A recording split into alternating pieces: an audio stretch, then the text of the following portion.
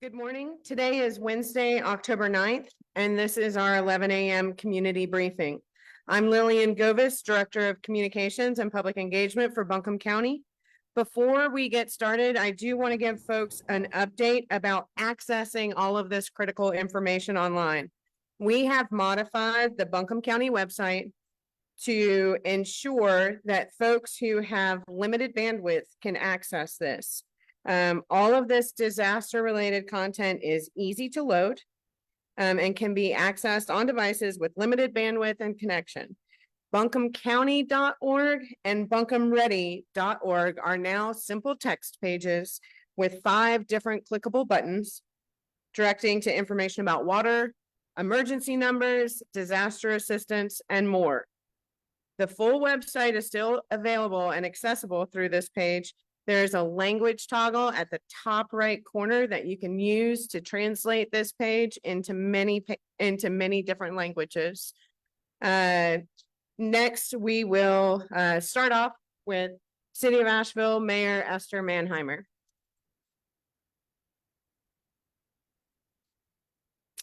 Thank you. Good morning.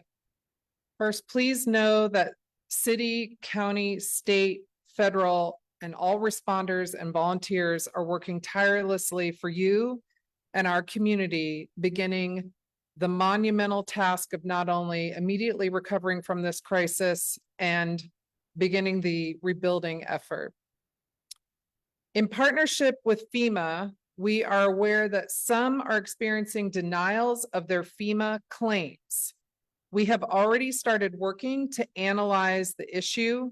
We will be meeting with our FEMA representatives here in Asheville and Buncombe County later today to discuss the number of denials and to secure a solution and get one in place as fast as possible. We will have more information about this tomorrow. Thank you.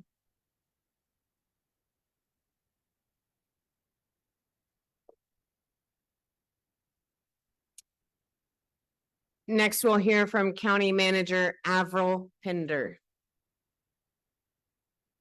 We have a number of folks on today's update, including the County Manager, Elections Director, School Superintendents, Asheville Police Chief, Asheville Assistant Manager Ben Woody, and we also have an update on Urban Search and Rescue. So all of that will be coming today. Will be lengthy, but we have a lot of really pertinent information for you. Thanks. Here's Avril. Thanks, Lillian. Good morning. We are working with the Fire Department of New York to get comfort centers established, and we'll have those locations this afternoon. We know these are critical to our community, and our community needs them as soon as possible. There are a number of logistics to be shored up, so we can be certain these needs are met and they meet our community needs while being safe, clean, and warm. We will use as many of our platforms to announce the opening of these centers as soon as possible. Temperatures in the area will soon begin to dip into the 30s. If you want to donate to Helene survivors, please consider donations of new or gently used coats, blankets, gloves, mittens, hand warmers, and other cold weather items at our donation drop-off sites. Locations for donations include 1298 Patton Avenue in West Asheville, Arden Presbyterian Church at 2215 Hendersonville Road in Asheville, Harrah's Cherokee Center at 87 Haywood Street. Please come to the front door between 9 a.m. and 5 p.m. 7 days a week. Again, those sites are 1298 Patton Avenue in West Asheville, Arden Presbyterian Church at 2215 Hendersonville Road, Harrah's Cherokee Center at 87 Haywood Street, and for Harrah's, please come to the front door between 9 a.m. and 5 p.m. The donation site at 6 Commerce Way in Arden is not currently taking cold weather related donations. So please use the drop-offs that we mentioned at the other 3 sites. We've had questions online from kind-hearted individuals who want to mail donations. Unfortunately, we cannot accept mailed items at this time. If you can make monetary donations, if you're able to, please go to Helene donations at buncombecounty.org. We want to clarify that burning is never allowed in city limits. So a burning update for you is never burn in city limits. If you have debris and you want to burn debris outside of the city limits, please only burn debris that is on your property and that is made of natural materials. Our fire chiefs have requested that you do not remove debris along the rivers or the streams or public areas until it has been searched by the crews. The EPA and Department of Environmental Quality will be working on these areas. Moving to trash and trash collection. A reminder that Waste Pro is trying to run their normal Wednesday route in the Swananoa area. You can also drop bagged household trash off at their trucks. Their trucks are located today at Bell Elementary or the Owen Pool until 4:30 today only. After today, these trucks will move on and will not be available at these sites. Again, the sites you can do drop off bag household in the Swananoa area is Bell Elementary and Owen Pool, and that is until 4:30 today. Please do not drop your trash if there's no truck. For Thursday, October 10th, Wasteboro will run their normal routes for household trash to areas that are accessible for their large trucks in Arden and Fairview. Thursday only, Wasteboro will also have trucks located at the Ingalls on Charlotte Highway and Glenarden Elementary School for residents who can access and bring their household bag trash only. Again, household bag trash only. The hours for the drop-off will be 8:30 a.m. to 4:30 again. And once again, please do not drop off trash if there's no truck there. The two sites that you can drop your trash off in the Arden area is the Ingalls in Fairview at 225 Charlotte Highway and Glenarden Elementary at 15 Pinehurst Circle in Arden. The transfer station at 190 Hominy Creek Road in Asheville is open for residential bag trash only. At this time, there will be no charge for Buncombe residents who bring bag trash to the transfer station. The bag trash fee is waived temporarily until we are able to get payment processing equipment fully restored. Again, that is for residential bag trash at 190 Hominy Creek Road, the transfer station, and the fee is waived temporarily. No commercial vehicles are allowed to dump at the transfer station at this time. We will provide an update as we work to restore the full function of the transfer station. Commercial and large vehicles should use the Buncombe County landfill at 85 Panther Branch Road in Alexander. Please use caution on the access road to the transfer station, as Hominy Creek Road still has dirt and silt along the edges of the roadway. Hours of operation for the transfer station are Monday through Friday, 8 a.m. to 4:30, and Saturday, 8 a.m. to 1. Again, transfer hours Monday through Friday, 8 a.m. to 4:30 p.m., Saturday, 8 a.m. to 1 p.m. Transfer stations for residential bag drop-off only. Mountain Mobility update. Mountain Mobility continued dialysis, chemotherapy, or other life-sustaining medical transportation. They are resuming they are resuming the non-emergency medical trips. They are continuing dialysis, chemotherapy, and other life-sustaining medical treatments. They are resuming non-emergency medical trips. They also resuming ADA complimentary paratransit services, and as able, they're resuming the Anchor Canada Trailblazer service. Let me repeat the Mountain Mobility update. They continue dialysis, they continue the chemotherapy or other life-sustaining medical treatment transportation. They are resuming the non-emergency medical trips. They're resuming ADA complimentary paratransit service, and as they're able to do that, and they're resuming Anchor Canada Trailblazer service. The United States Postal Service has temporarily suspended retail and delivery operations for some postal facilities throughout Western North Carolina until further notice. For offices that are experiencing a temporary closure, the Postal Service is making contingency plans to conduct retail and delivery operations from a nearby facility. These include Postal Service operations in Alexander at 2350 Old Marshall Highway. Those services have moved to Weaverville at 270 North Main Street. Customers can also call 1-800-ASK-USPS. That is 1-800-ASK-USPS with questions about facilities and deliveries. United Parcel Service, UPS, is delivering to locations deemed safe. If roads are not clear, customers can pick up items at UPS at 301 Sweeten Creek Industrial Park Drive in Asheville. That is 301 Sweeten Creek Industrial Park Drive in Asheville. We have received questions about concealed carry permits since the city/county Bureau of ID has been closed. For customers who had scheduled appointments, we have been actively reaching out via the provided email and or phone number to advise on the process to reschedule. Current concealed handgun permit holders have a limited grace period for renewal if they are due to expire. We look forward to opening when the recovery process allows. As more folks get power and water, and with the weather so beautiful that it is right now, we know you want to get out to our parks and libraries. These remain closed. We have redirected our staff to work the emergency response. And as much as we like to have these open for you, we must remain focused on supporting our community through this crisis. With that, I'll turn it over to Corrine Duncan, Board of Elections.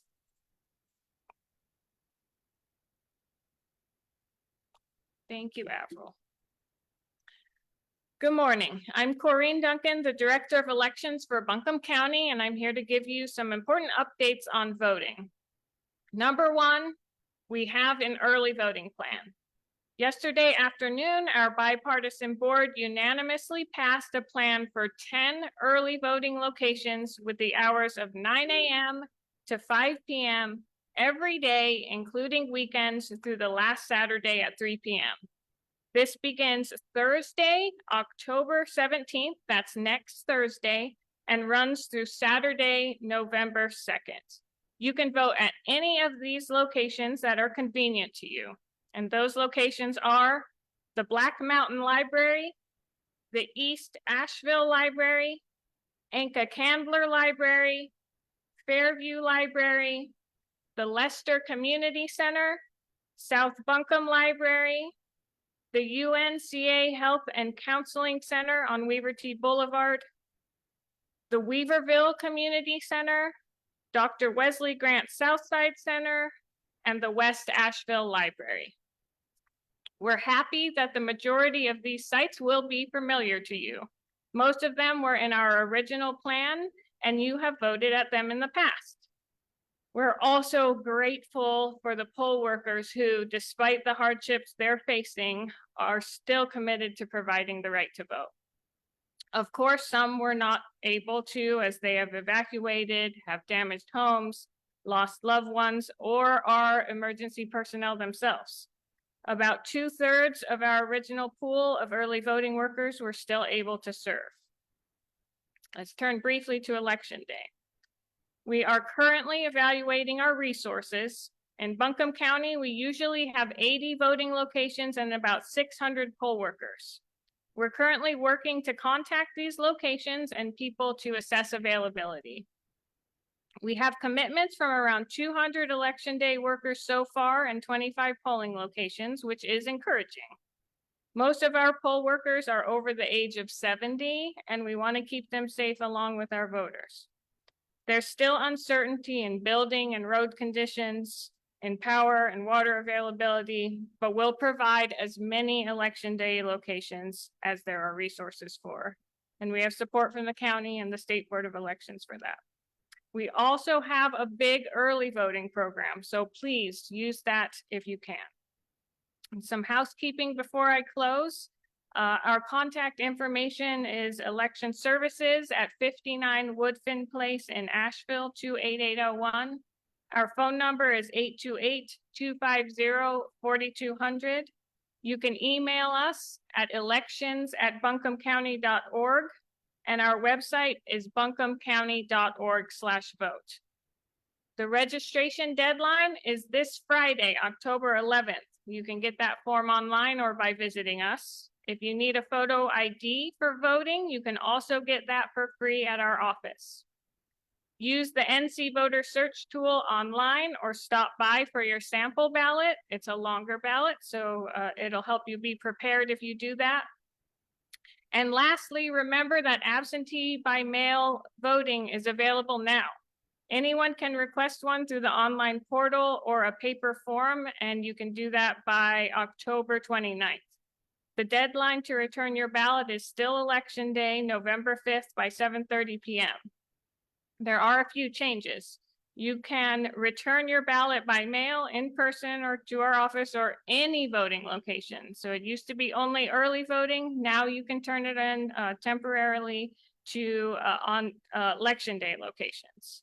The emergency measures that were issued by the State Board of Election temporarily allows this, as well as the ability to return to another county office. So if you are located in another county and you have your absentee ballot, you can return it to their elections office. Another important thing is that this emergency measure also allows us to issue your ballot over the counter. So if you need that service, stop by our office. Buncombe County Election Services is here for you. You know how to vote absentee. You now have an early voting plan. So get out the word and stay tuned for Election Day updates. Thank you.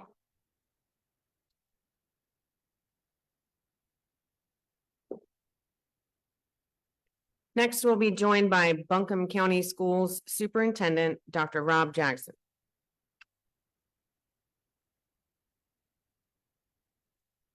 Good morning. I'm Dr. Rob Jackson, Superintendent of the Buncombe County Schools System. I appreciate the opportunity to be here today and would again like to thank our first responders, law enforcement members, utility crews, volunteers, local, state, and federal leaders who are helping in the recovery. Our families and neighbors have suffered incredible loss and trauma. We know that our schools will play a big role in helping our students cope, and we will meet those needs. We're working with school systems across the state to have additional school counselors and school social workers available for our students and staff when we return to school. The weight of this experience will hit hard for our students and staff on those first days as our students are reunited with their classmates. Our schools will provide the support that many will need. Our students need us, and we need our students. Planning continues to safely reopen our schools as quickly as possible. 40 of our 45 schools now have power, and we thank the linemen who continue working around the clock to restore the power to all of our area. As you know, Buncombe County has an additional challenge with the significant damage that the hurricane caused to the Asheville water system.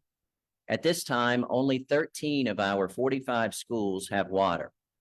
We've met with the State Department of Public Instruction and the North Carolina Department of Health and Human Services and are expecting guidance on what it will take to safely have students back in our schools with a prolonged water outage. We're also working with our fire marshal on how to protect our schools in the absence of water for our fire sprinkler systems. We're committed to doing everything we can to satisfy those requirements and to get our students, teachers, and staff back in school as soon as possible. We've looked at every viable option we could imagine for the safest and quickest solution to get students back in school. We've looked into sharing buildings that do have power and water, looked into partial day schedules and busing students across the county. We've looked at using flush brigades with armies of community volunteers who would help carry non-potable water throughout the day and stay in our schools that use that water to supply and flush our commodes. Our school system has truly tried to come up with any workaround to safely bring our students back.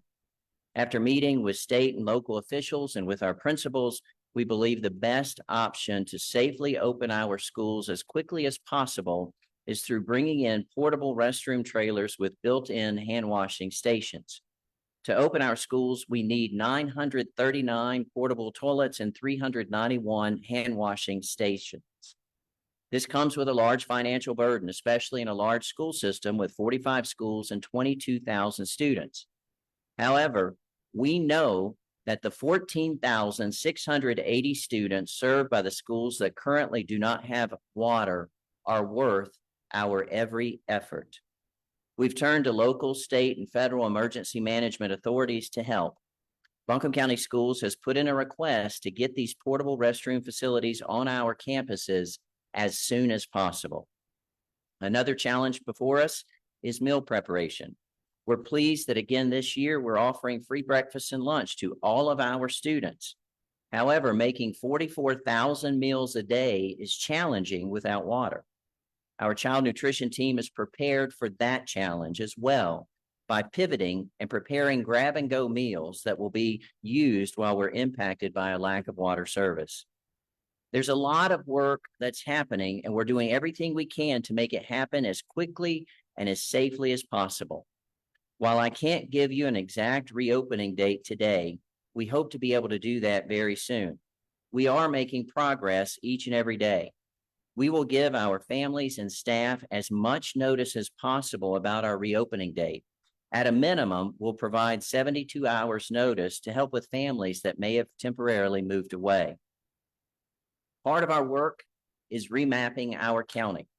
There are roads that our buses can no longer safely travel across, and so we're having to redo bus routes across our very large county to ensure that we can safely transport our students who depend on our buses to arrive and leave school each day. Even without power and water in many locations, all 45 of our public schools have continued to be an invaluable resource to our community, hosting sleep sites for law enforcement and serving as distribution centers for much needed supplies for our beloved community. I've been asked what parents can do to help prepare students to return. Certainly every educator would quickly encourage all to encourage our children to read as much as possible, to take advantage of the little free libraries that are located throughout neighborhoods and in front of schools and in front of public libraries, to encourage students to write, to perhaps write about their experiences or to write about what they're most looking forward to as they return to school and prepare to turn to school. We'd encourage them to spend time in conversation, to be allowed to share in their own words what this experience has meant to them and what they've experienced. Those conversations with parents and loved ones are invaluable in the life of a child. We've been inspired by seeing our families, students, and teachers volunteering in our community. We appreciate the offers from school systems literally across the country to donate to our Buncombe County Schools families. Our recovery effort will continue to take a community, and we're appreciative of the donors and volunteers from right here at home and across our great country. As I've shared before, our theme in Buncombe County Schools this year is Together We Rise. And throughout this last moment in time in our county, we've seen that. Together we rise. Thank you.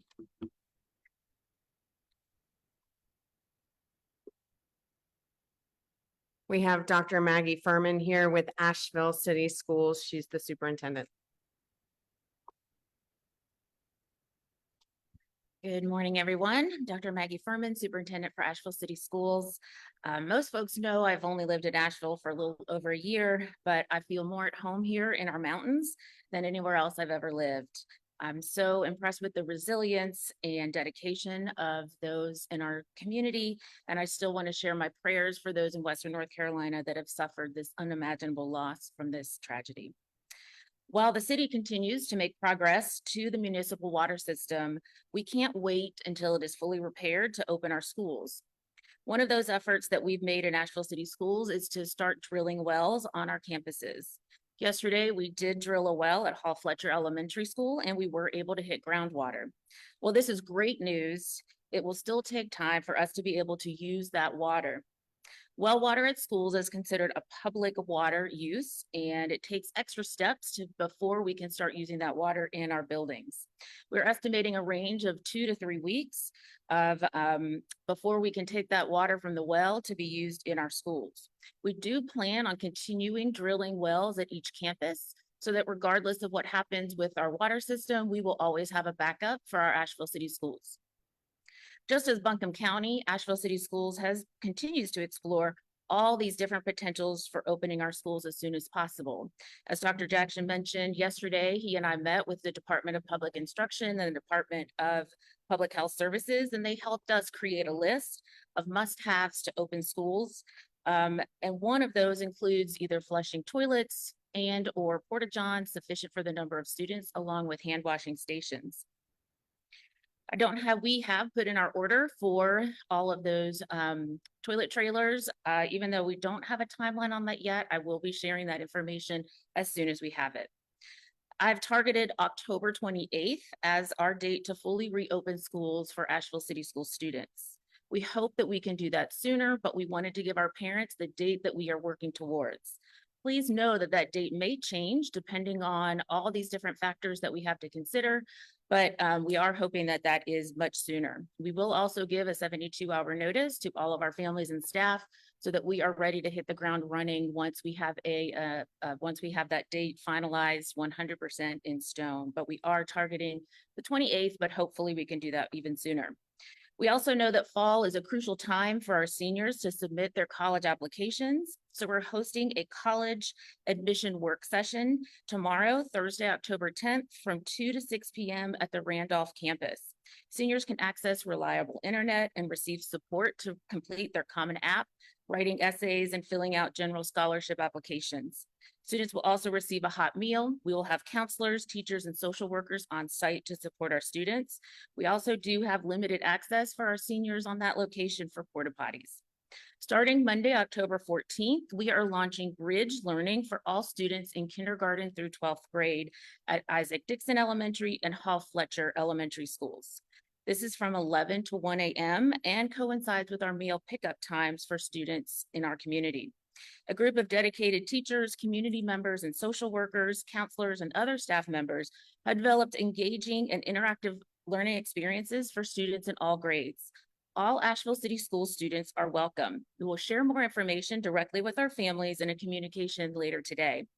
We know that Bridge Learning is meant in no way to meet all the educational, social, and emotional needs of our students. We know that can only be done through fully reopening our schools. We do hope that Bridge Learning provides our students and families with a bit of normalcy and an opportunity for our students to gather, learn, and have fun together while we continue to fully dedicate our time to opening our schools. We know that when we fully reopen our school campuses, we will need to make every second count more than ever before, and we are ready to do that. I want to thank each member of our Cougar crew. In Asheville City Schools, we say that we are crew, not passengers. This means that together we can do more than we ever thought possible. This means that getting up the mountain on our own is not enough. This means that we have to get up the mountain together and that we leave no one behind. Over the last 12 days, I've seen our Cougar crew embody this belief in ways I never imagined possible, from helping staff remove trees from their houses to loading buses full of supplies and delivering them to our most vulnerable families, or even hiking up a mountain to check on a staff member that we were unable to reach over the phone. I'm so proud to be a part of this community. Thank you.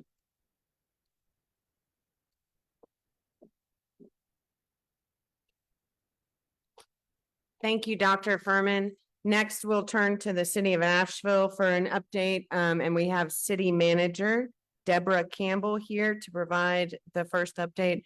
She'll be followed by Asheville Police Chief Mike Lamb and then Asheville Assistant City Manager Ben Woody.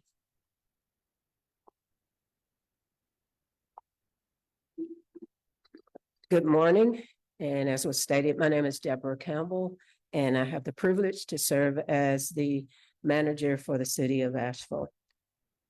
As usual, I want to start today by thanking everyone in the community for your continued support. Our community has come together in a big way. We're making positive strides each day, and I'm confident that we will continue to see even more progress over the coming weeks. Today is day 14 of the emergency response and recovery effort. The city of Asheville continues to focus our attention in these three priority recovery efforts. Addressing the basic needs of our most vulnerable populations and broader community. I'll provide that brief update. And as you heard, Assistant City Manager Ben Woody will provide an update on the water issue, and then community safety. Chief Mike Lamb will provide a very brief update, possibly not in that order that I just gave you. Water and meal distribution. There was a little bit of confusion in our last briefing about the availability of bulk water to flush toilets. Hopefully I'll be able to clarify and clear up that confusion. All food and water distribution locations in the city of Asheville will continue to provide both bulk water for toilet flushing as well as drinking water. Please bring your own containers for bulk water if possible. We have a limited number of containers for filling bulk water. We have additional containers and hopefully some will arrive soon. Each site also has food in the form of meals ready to eat, MREs. The following distribution sites are open from 9 a.m. to 7 p.m. They're located at Pack Square, 70 Court Plaza, Asheville Middle School, 211 South French Broad Avenue, Linwood, Shiloh Community Center, 121 Shiloh Road, Lucy Herring Elementary, 98 Sulphur Springs Road, Oakley Elementary, 753 Fairview Road.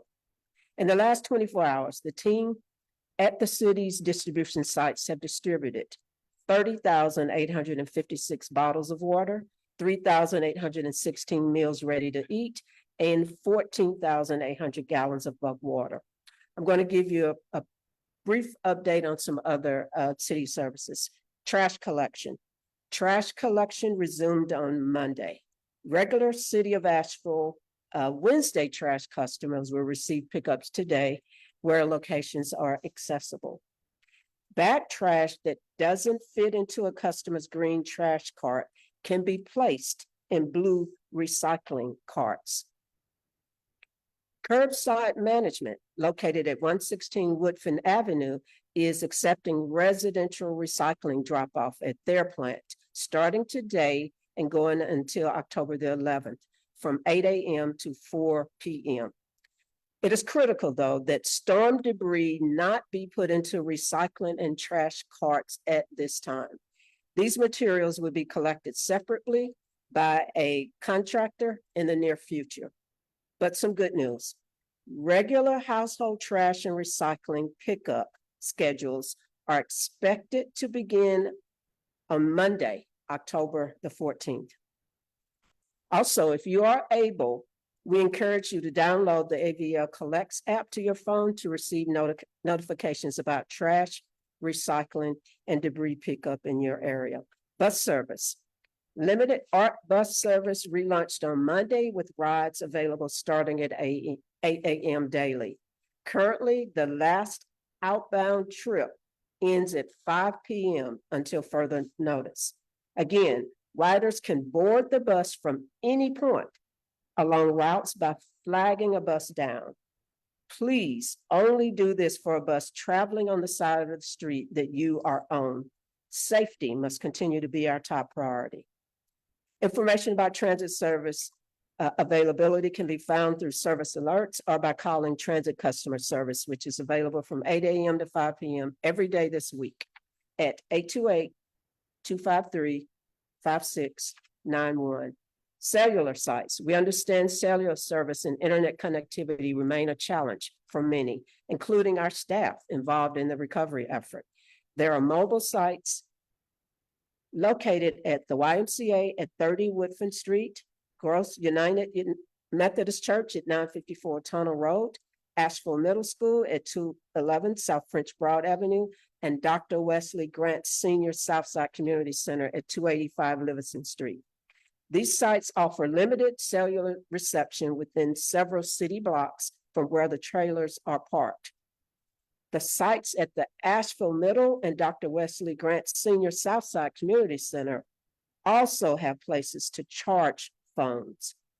AVL alerts. We encourage everyone to sign up for AVL alerts. A link to subscribe to these alerts can be found on the front page of the city's website at www.asheville.nc.gov. Text message alerts continue to be one of our most reliable ways to get direct messages to our community, and they are being sent in English and Spanish. For those receiving messages, please note messages in English are being followed by messages in Spanish. The messages are the same information.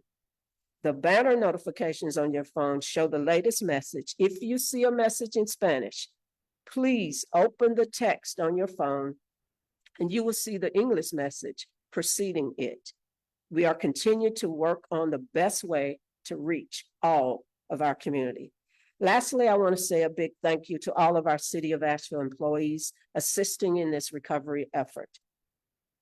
I listed a number of departments on the days that I've given updates, but I also want to give a big thank you to our city clerk and to her staff for also helping to maintain our daily operations. We're all in this together, y'all, and it will take our collective efforts to support each other as we recover as a community. I'd now like to turn it over, I believe you said to Chief Lamb is the order you want us to go in, and then Ben Woody will follow him. Thank you all.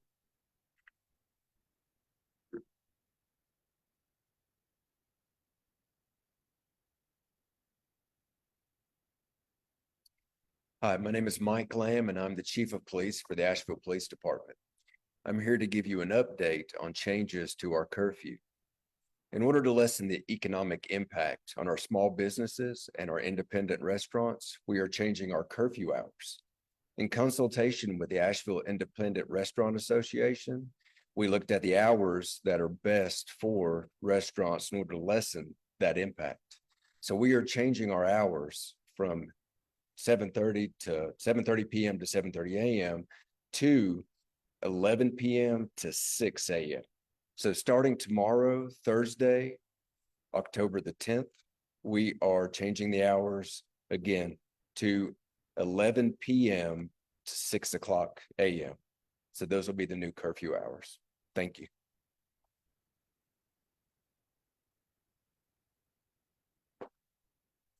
Thank you, Chief Lamb.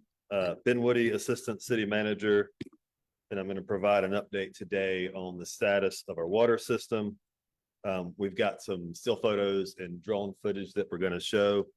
Before I get started, I want to take a quick point of privilege. And I do want to thank three people because the information I present to you every other day is really the work of three people in the city. And I do want to thank them. Clay Chandler, our Water Public Information Officer, Dan Ferris, our Video Production Manager, and Mark Letterman, our Water Project Manager and Drone Operator. Couldn't do this without the efforts of those three people each day. So we're going to start with North Fork and the bypass line. What you can hopefully see on the screen is an image that we showed on September 30th. This is where we began. September 30th, we were able to access this area, and most of you remember this is the 4 Marks area. I've heard this is where we showed for scale our drone operator, and again he's up in the upper right hand corner of the slide. So we're going to do video. Okay, so I'm going to start a video. This is actually October 8th, so this is the condition of that yesterday, and I'll try to orient everybody to what you're seeing. But this is us working toward that pipe that I just showed, and it's going to freeze in 1 second. So we're showing video of a work site and large equipment and grading that's occurring to rebuild this 36-inch bypass line. And as the video zooms in, it is going to pause. And so what I'm showing you is this we've highlighted the area. This is where that 36-inch line was that I showed you on September 30th. So this is where we are trying to get. We are moving from the plant to the distribution system. The reason the line's in a different location is a good example of why it's hard to estimate completion dates. As we were doing this, we put a camera in that original line and found that it was clogged by boulders. So we actually had to remove another section of pipe that goes to the distribution center. So what that did is it makes us have to go a little bit longer or further to get that connection made. So again, that's just the kind of unpredictability of construction. We're going to post these videos and let people see those. I'm not going to sit on the videos for the entire time. So our next video, or actually, excuse me, our next photo, again, just another example of what is happening. Yes, this is a video. So what I want to point out here is we are showing a crew that is in the trench, and they are installing and connecting these water mains. These are large pieces of pipe. And we do a lot of it with equipment, but I think it's important to show that we also have to do these things by hand. So you literally, if you can't see, you see a large water main, and you see contractors that are in the ground removing soil with shovels. So that is backbreaking work. That is what this looks like to repair this bypass line that is so critical as one of our steps to move forward. This next slide is just,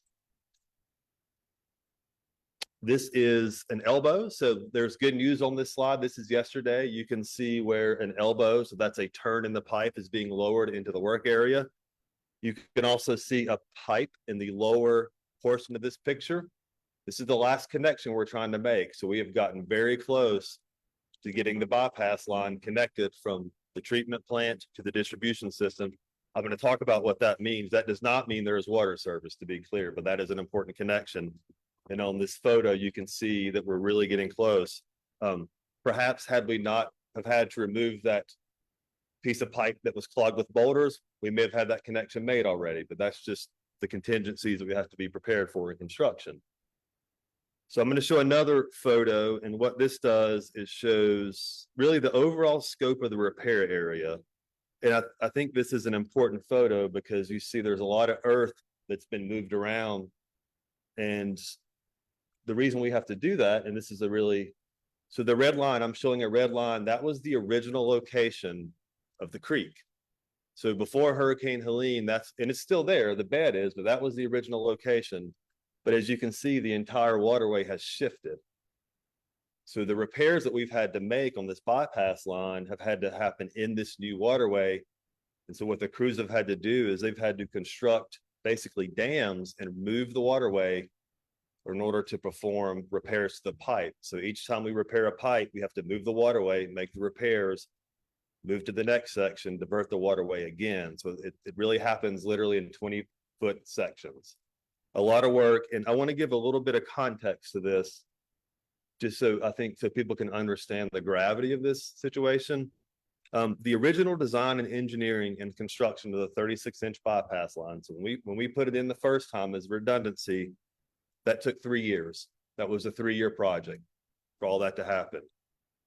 The repairs today, the emergency repairs you see, they're not their scale is not the same, but it's still substantial. And I asked our county engineer and our project manager what that would look like under normal conditions. So if we were to do this work in the way that we wanted to, it's probably a 2-year project, including design and engineering, and it's probably a 9 to 12-month construction project.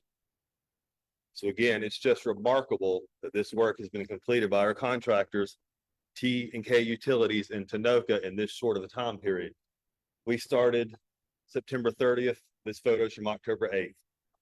But I do want to note, while that is moving at light speed, we are making sure we have our inspectors and engineers on site that this work is meeting our safety and quality standards. So as fast as it's moving, I want to assure the public this is being done the way it needs to be done in a safe manner. So we're very close. I hope that when I'm back on Friday, I can tell you that this bypass line is completed.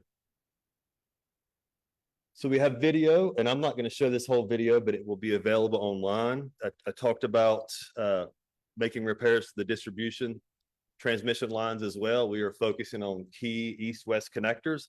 The video that you see is now at Swananoa River Road near Azalea Park. And again, folks that can see, you can see the road is effectively washed out into the river, which includes our water lines. I mentioned early on that we started our distribution work at Highway 70 near Whitson Avenue. That's the video I showed last week. That work is complete, so that's great news. And again, as I mentioned, we continue to move west to make repairs to our transmission lines, and that's because the water will move in that direction. So this is showing the crews that are staged at Swananoa River Road near Azalea Park. I'm going to move to the next video. I know the dates show 3 days, but I want to point out it takes a day to mobilize and prepare and get materials in place. But the video you see now is the work that's been done really in 2 days' time. So again, you can see the progress that they make on these major repairs. Want to point out that this work is Tanoka and TP Howard, and we also have our partners from NCDOT. They are coming from the opposite direction to meet us. So again, everybody's mobilized. We're focused on the major transmission lines first. What's going to happen? So everybody, next steps are going to be as we get these transmission lines in place and repaired, that's necessary for the restoration process. And once we were able to get water into the system, which I'll talk about that in a second, we've still got some time to go on that. Kind of the next phase of this is, and we're already doing this, but as we begin to pressurize the system, what we're going to learn is we're going to find more breaks and more areas that repairs are needed. So this is very large equipment that are making very large repairs. As it moves forward, the scale of those repairs become less. And that's when our City of Asheville water crews who are already working, they're going to have so much work to do in the coming weeks. We know that. We've already lined up utility crews from other municipalities to come help us with that. So again, we have the resources sequenced and ready to go as we're able to begin restoring the water system. So that's my last video for the day. Again, we'll post those so everybody can see the work. So I want to start talking about North Fork Reservoir and Treatment Plant. When the storm came, it essentially flipped the reservoir. And so what I mean by that is all the sediment that was on the bottom was flipped to the top. So all this sediment, pieces of clay, particles are now suspended in the water column. A couple of things we're doing about that is we have engineers from CDM Smith Engineering and the EPA, and we're trying to develop the best treatment options for that really murky water. We have on site now what's called a pilot plant. So we have a treatment plant that is a miniature representation of the North Fork Water Treatment Plant. So what that allows us to do is to begin testing treatment scenarios, and that plant mirrors our big plant. So we have almost like a science lab where we can start to test ways that we can treat the water and get it into the filter system. So that is out there. They're our scientists and our partners are doing that right now, trying to figure that out. The other thing that we're doing, because again, right now the water is not treatable in the North Fork Reservoir. The other thing that we're doing, again, this is CDM Smith Engineering and the EPA, is we're trying to develop and implement a in-reservoir treatment system. So what that means is, that is not something that's unprecedented. So reservoirs that have turbidity happens, and there are treatment options that we can consider that have been done before. So this is kind of a normal course of trying to restore water, or trying to treat water. But what it basically does is we have millions and millions of suspended clay particles in the water. They're just floating. They're actually charged. So these pieces of dirt, if you were to take two magnets and put them opposite to one another and they won't come together, that's what's happening. So these particles are suspended in the reservoir and they're bouncing off one another. They're not settling. So what we're able to do, we hope, is add a treatment that creates what's called coagulation. And I'll tell you what that is. What coagulation does, it removes the charge from those suspended particles, and it allows them to begin to stick together. As these particles stick together, they get bigger and they get heavier and they begin to settle. So again, we are trying to find ways to increase or expedite the settling process in the reservoir. We are also trying to find ways to make sure we can treat the water. And just to be clear on the treatment, the filter system, if we were to put water in the filter system, North Fork Treatment Plant, that had too much sediment in it, it would damage our filters beyond repair and would add months to the restoration process. So before we put water in that treatment plant, we have to make sure our plant can treat it. And again, last thing I want to remind everybody, we're making lots of progress, but even when the water is able to leave the North Fork treatment plant, the process of refilling thousands of miles of pipe is going to take time. We have crews ready to do that, but we have to fill pipe, we have to fill storage tanks, we have to repair leaks, we have to remove airlocks from the system. There's a lot of work to do, but we're making good progress. And that concludes my comments today. Thank you.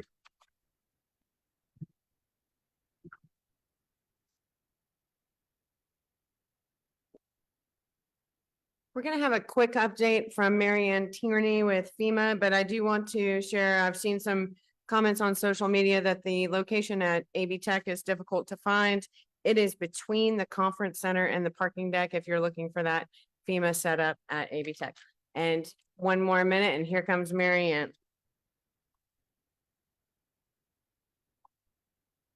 Good morning. Mary Ann Tierney. I'm the National Incident Management Assistance Team Lead assigned to Buncombe County. I have a few brief updates. The first thing that I want to update on is the amount of assistance that FEMA has provided in North Carolina. We have approved over 50,000 applications for over $60 million. In Buncombe County, we have approved about 24,500 applications for a total of $27 million. This is a $12 million increase from the report that I provided yesterday. So we're making good progress on providing assistance to individuals. I also want to announce that at the direction of the FEMA administrator, we have established a disaster recovery center at the AC Reynolds High School that's located at 1 Rocket Drive. The soft opening for that center is at 1 p.m. today, and the center will be open every day, including Saturday and Sunday from 8 a.m. to 7 p.m. At that site, you can register for FEMA assistance in person. You can also talk to the Small Business Administration and receive certain services from the state. I want to reiterate that the first step to the recovery process is one, speaking with your insurance agent, and secondly, registering for FEMA assistance. You can register for FEMA assistance by calling 800-621-FEMA or going to disasterassistance.gov or downloading the FEMA app and applying online. But obviously we know, given the power and communication challenges throughout Western North Carolina, and in particular in Buncombe County, that is not enough. This is why we have established this disaster recovery center. We also have our disaster survivor assistance teams throughout the county. Given the time, I won't list all of the locations they will be, but we're certainly happy to provide that offline. We will not be at the AB Tech Center today. So I just wanted to correct that in case, because Lillian announced it earlier. In addition, we are providing commodities through our partners with the Army. The 101st Airborne is out in Swannanoa, as well as in Woodfin today, providing food and water door to door. So be on the lookout for them if they're in your neighborhood. And the last thing I wanted to mention is just to continue to talk about mental health. If you're experiencing emotional distress as a result of this disaster, FEMA has activated the crisis counseling program, and the disaster distress hotline is available 24/7. You can dial 800-985-5990 to receive counseling services, referrals, and information on how to recognize the signs of emotional distress. Thank you.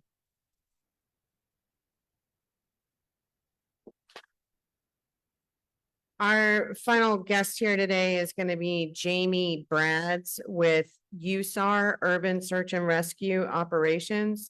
It's his name for any journalist, Jamey Brads, Brads. His regular post is with the Virginia Department of Fire Programs and Virginia Task Force 2. Thank you, Jamie.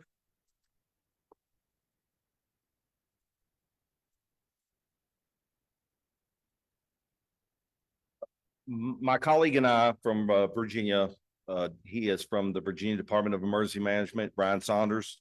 We have been in theater for about 8 days now. We were here to support rescue operations and to collaborate with the state teams and the federal resources that were here doing the urban search and rescue operations throughout the area. We also were tied directly to collaborate with the federal incident support team that was managing all of the USAR assets from the federal side that were in the theater as well. First, I would like to say to all the first responders, law enforcement, fire, EMS, everyone, that that has worked this incident until the additional support started coming in. Kudos. This is an enormous event. It's been a Herculean effort, and my hat's off to you. And we're glad we can be here to support. So I want to give you a real quick explanation of how the National Response Framework works. It's a tiered response. Every emergency starts and ends locally. So the event started, although everybody was preparing for potential impact, the event started locally and then expanded out regionally. We got state assistance, then ultimately federal use our assets in here. And it was very quick to get that ramp up to get to that point. At the peak of that, we had over 1,500 in addition to local responders here operating with over 25 specially trained K9 teams to assist with the search and rescue efforts throughout the operational area here. So I'm going to go over a couple of statistics just real quickly. These are statistics that we tracked since 27 September through 8 October, close of operational period yesterday. We track how far we go. It's called a track log. We have logged 9,108 miles of logs for search tracks in this in the operating area. We have assessed for damages over 13,400 structures. 10,000 of those have been unaffected.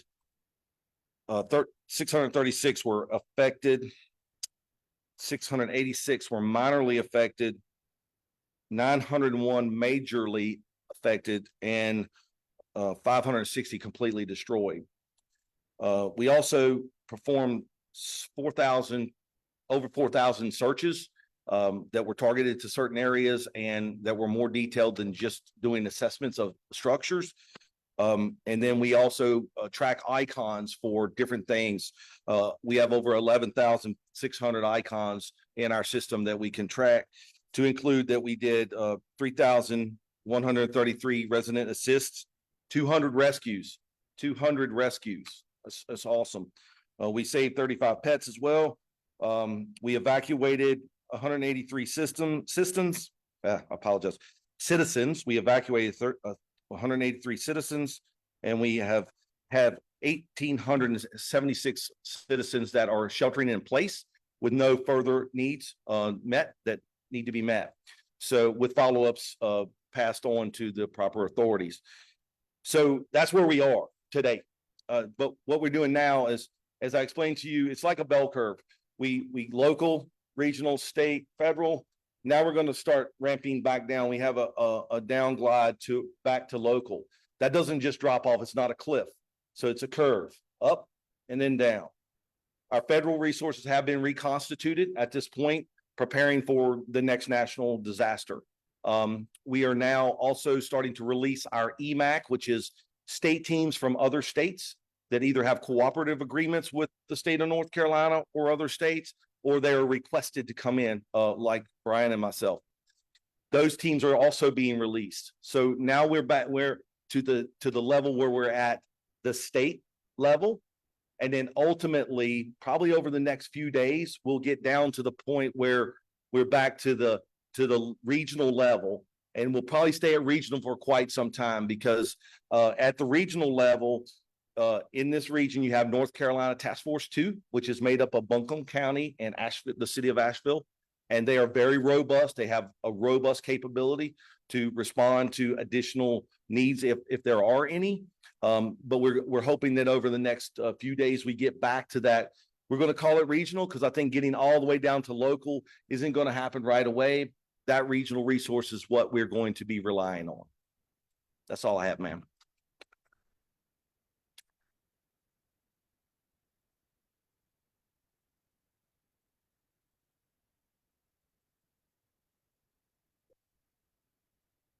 I do want to clarify just one thing that Jamie said with federal resources, when he was saying that the federal resources were demobilizing. Those are the federal resources that are in the urban search and rescue area only. Our federal resources that are here to support us in our operations are continuing to do so and will remain here at this time. A few more updates before we turn to questions.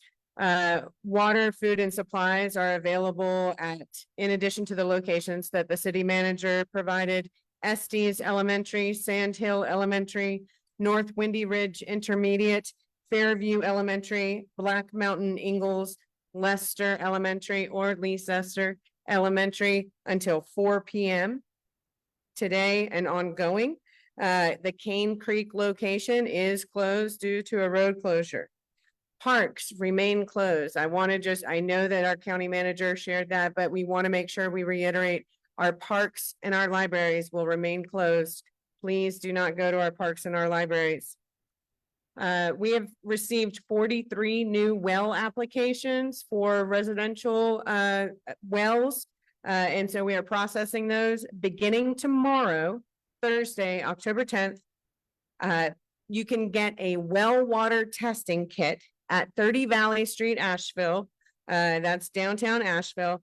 They come with easy to follow instructions and very clear directions on how to test your wells. You can pick those up from the EPA at 30 Valley Street beginning tomorrow from 8 a.m. to 5 p.m. Monday through Friday. They have very clear instructions on how to test your personal wells. Some questions around debris staging. You can begin to stage that debris to be collected. However, our debris collection will not begin yet, and we are not ready to start that, but we will notify you ahead of when those debris collectors come out to your neighborhoods. Make sure you sign up for our text message updates. These are different than the ones that the city of Asheville provided to you. So if you're in Buncombe County, sign up by texting BC Alert to 99411 or go to buncombecounty.org/code red. Sign up for that alert. That's going to be how we let you know about debris collection, comfort zones. All of those are going to be through the Buncombe County alerts by texting BC Alert to 99411. At this time, we will go ahead and move to questions. I know we provided a lot of content today, so I'm sure there are follow-up questions to be had. Hi, this is Will Atwater, North Carolina Health News. I had a question for Dr. Maggie Furman about the backup wells for city schools. She's coming up to the podium. Thank you, Will.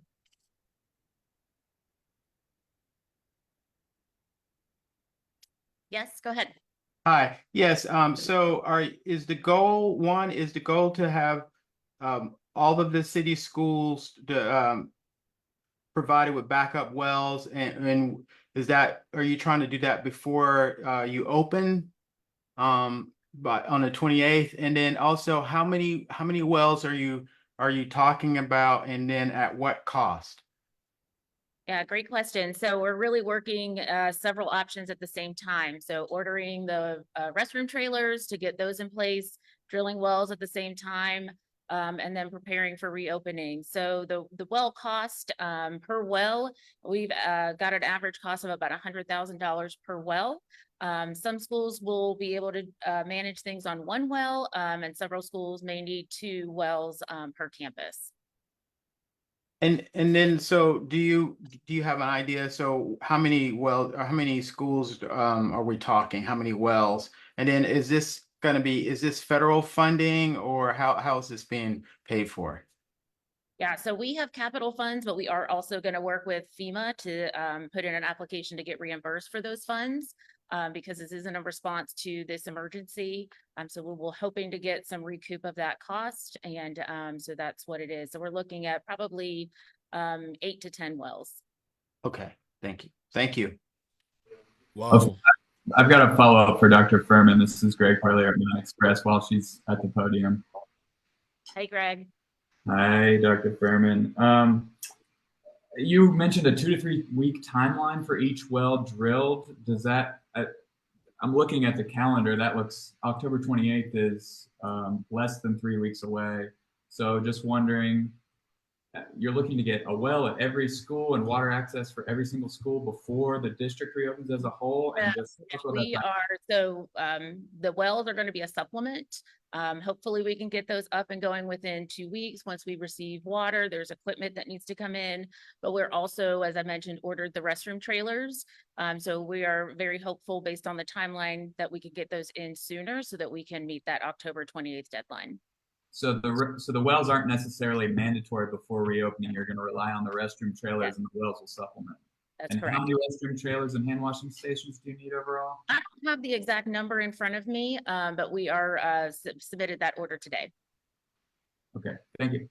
Dr. Furman, while you're up here, I have a question as well.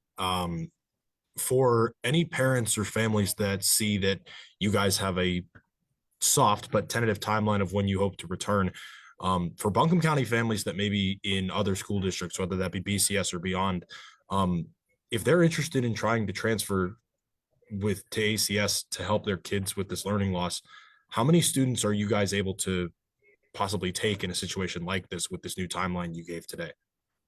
I don't really have an answer for that one right now, Ed, but that is something that, there's a lot of procedures that go into place for students that do have to transfer. So that does take some time for them as well. We are not trying to, take students from other districts. We're trying to serve the students that are currently Asheville City School students. That's our top priority. Okay, thank you. Hi, it's Laura at BPR. I have a follow-up question to that. Are you making any additional plans or preparations for the heightened risk of public health or communicable disease conditions when you bring students back together, particularly given like sort of limited hygiene options? Yeah, so the hand washing restroom trailers do have hand washing and sinks within them. We also, through the donations of our community, have hand wipes. So not just hand sanitizer, but hand wipes. So we will be adding those supplemental sanitizing resources to every school to make sure that we are fully operational with very clean schools and clean hands. We have a question from the chat for Jamie. Jamie, can you talk about the decision on how it was made to demobilize the federal level search and rescue effort? Is it because all missing person reports have been addressed? Is it because the entire urban region has already been surveyed? And can you speak to the number of people who remain unaccounted for in the county? So I can answer some of that, and some of that I have to defer because it's still a fluid situation. So again, as this ramps up to the top of that tier, it gets to a crescendo of when you have so many resources. We target areas based on the specialized training of our canine assets and our personnel to target areas based on, there's geologists and river flow experts. They target where areas we should be looking at. And we go off the information that we had from our local fire districts and the city officials that passed that information down to the responders. And that's where we focused all of our efforts. And in those areas that we were able to have that detailed information, we were able to complete those taskings to the point where we're very comfortable with downsizing the resources. Ma'am, again, 1,500 responders. We had 24 task forces in this area with state of North Carolina, EMAC resources and federal resources. The federal resources were not the plethora. They were just a part of it. So we're scaling back. We still have a lot of resources. But the last part of that question, I can't answer that question. We know the question around the number unaccounted for continues to come up along with those missing. By demobilizing this team, this gets us one step closer to being able to provide that number to the community. We have gone through exhaustive lists with our federal resources, so we're able to continue narrowing in on that information so that we can provide an accurate count of people who are unaccounted for. A great mistake would be to provide a number of people who are unaccounted for that is not correct. And so we are working with all of these teams, with our law enforcement agencies, to make sure that we are taking that list down to a number that is accurate and truthful. This is Laura Hackett with Blue Ridge Public Radio. I have a question about, we kind of briefly touched, this might be for Avril Pender, but we touched on the concealed permit process, and I'm just curious how many staff are on deck working on concealed permits right now?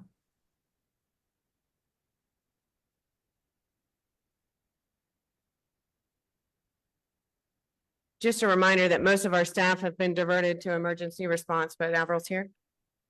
Thanks, Lillian. That is exactly right. Our staff from the City County ID Bureau has been redeployed. And right now, there's no staff working on concealed permits. That's why there's a grace period.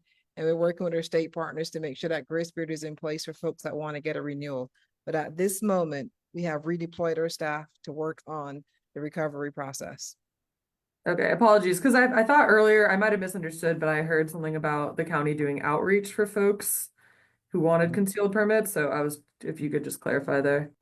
Yes, for those folks that actually have a renewal process in place, we brought that into our AOC and we would let them know and let those folks that had appointments prior to Helene coming on board. We've told them those appointments have been canceled. That's the outreach part that we're doing, to tell them that they must wait a little while before we can get back to that process. So there is some staff working on it then, just wanted to clarify. I like the way you're turning my words around, but no, ma'am, they're not staff. We did cancel those appointments and told them we have work to do, but we didn't leave them waiting and showing up at our building to come to a meeting that the meeting was not going to take place.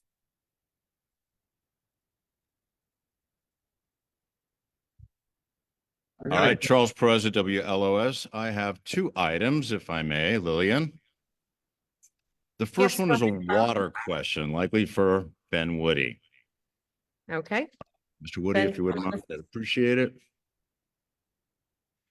Folks out there, myself included, understand this is a process, and we understand you can't give a timeline. But is it possible for you to make available a list of the steps in that process so that folks out there know how far along we are and they can follow it?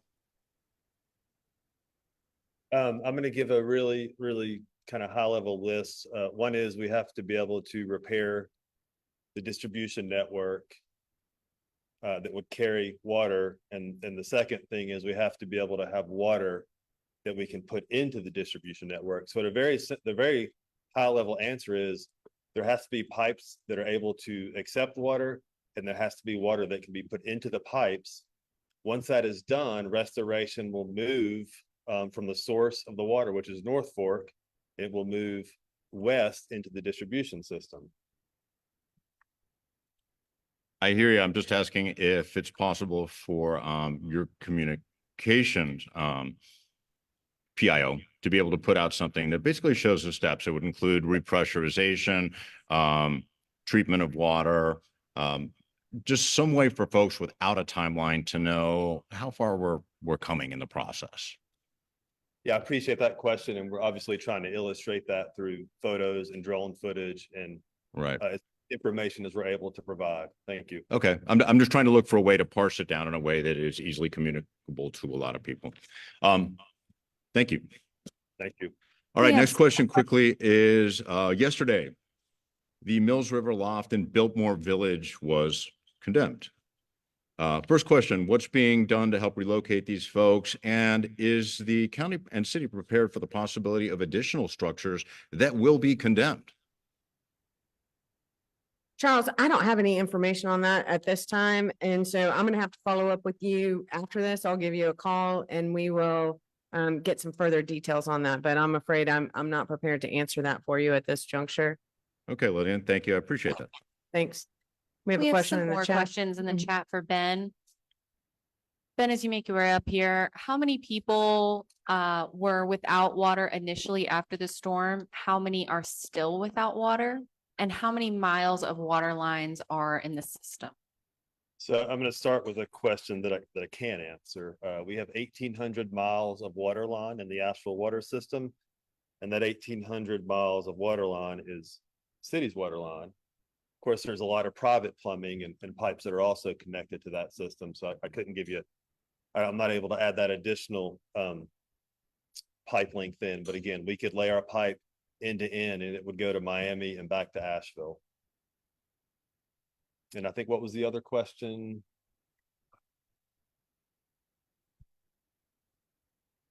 We think we've got about 150,000 utility customers.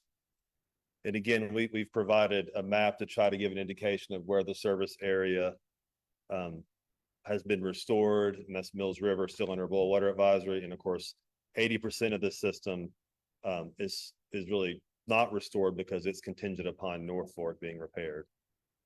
Thank you. A follow-up on that, Ben. Earlier you had shared that repairs were only working during the daytime hours. Is that moved to a 24/7 operation? Or are we still only working in daytime? So let me clarify that. And we actually had pictures, I think, 2 days ago. We absolutely have crews working at nighttime.